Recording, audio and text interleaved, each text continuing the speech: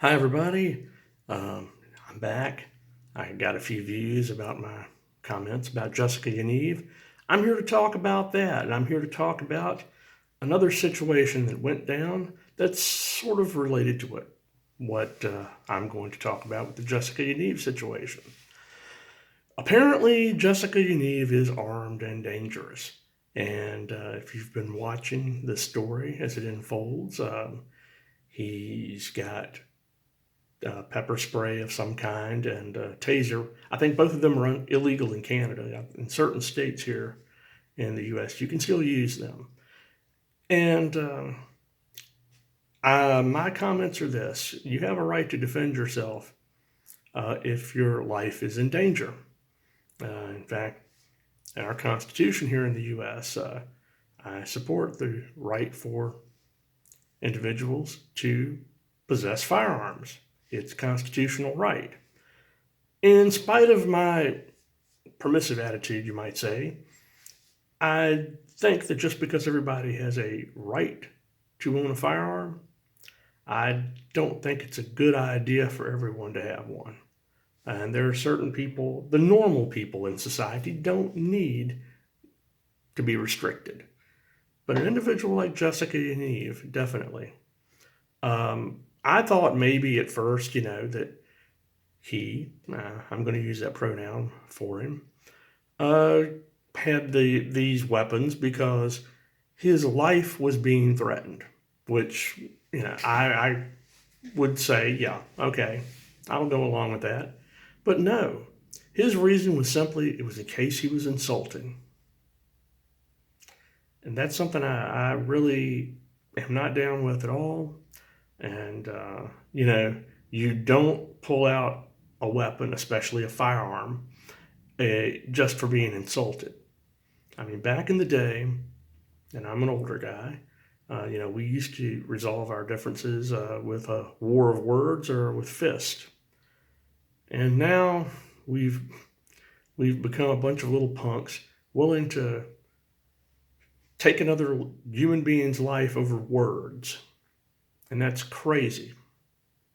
And just because you're insulted, I say man up about it.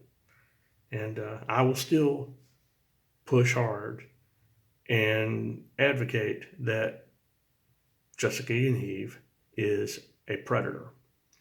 And you want to act like an animal, you belong in a cage. And as long as Jessica Yaniv is free floating out in our society, he is still a threat to young girls. That's all there is to it. And like I said, my other thoughts are kind of here on the same line. Recently, the city of San Francisco has decided that the NRA is a terrorist organization. I strongly disagree. In fact, gun control is for the nuts that get a hold of guns. They need to be controlled. Most of us who are responsible, normal, law-abiding citizens, when we get a hold of a gun, we don't do anything, out of character. We use them for personal self-defense, hunting, varmint control if you're a farmer. And, this kind of logic that's saying, oh, NRA supports gun ownership is crazy. Yeah, we do support gun ownership, but we don't support mass shootings. I don't think anybody is pro mass shooting. No. And the whole talk about the AR-15 being such a scary rifle, it's a varmint gun that looks a lot cooler. That's all it is. This is the old rifle that Grandpa would use to shoot groundhogs out of his fields. It just looks cooler and scarier. In fact, I'm going to be really honest. If I could communicate enough fear to someone trying to break in my home and threaten my life, by God, I want to look scary. Okay? That's my thought on it.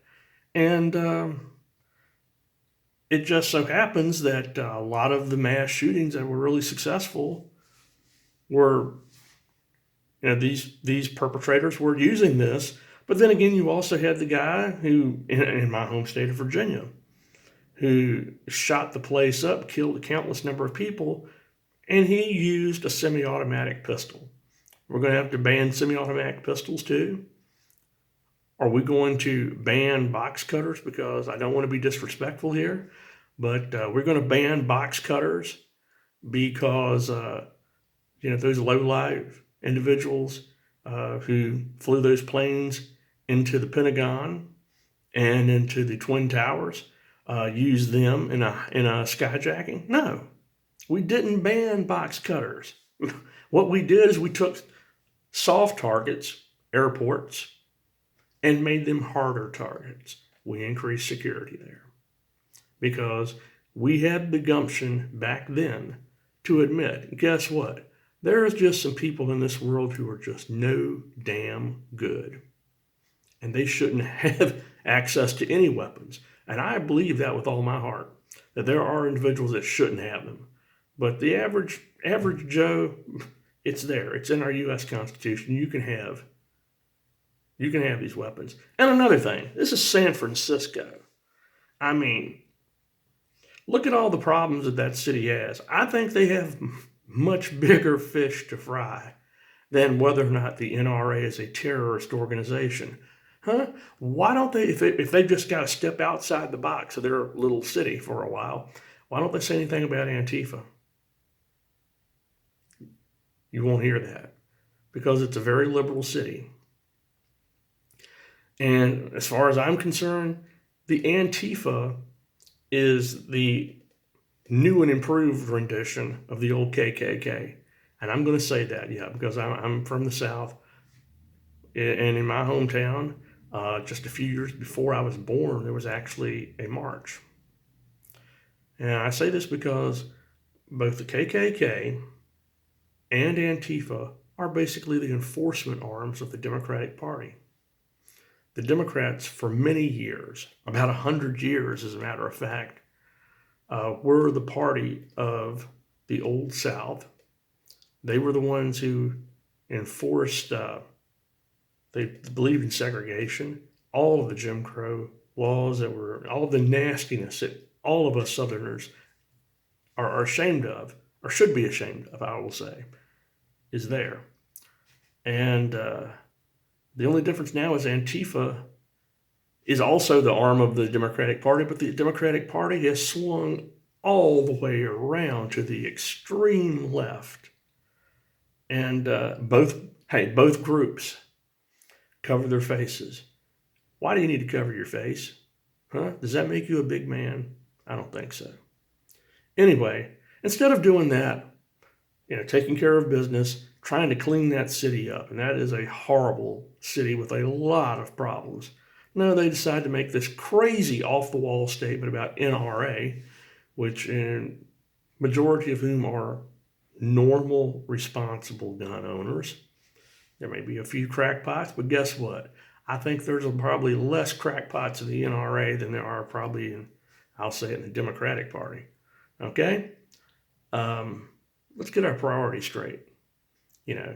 Let's keep predators like Jessica Yaniv off the street, or work hard to do that. And,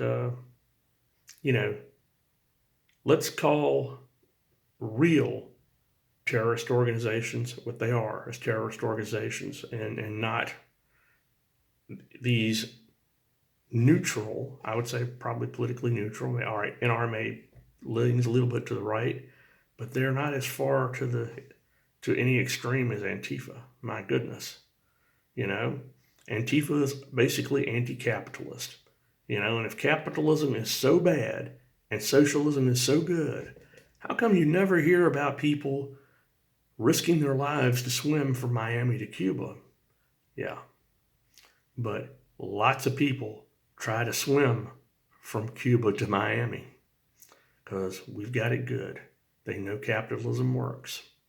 Anyway, that's all for now. I dodged Dorian just about an hour in each direction.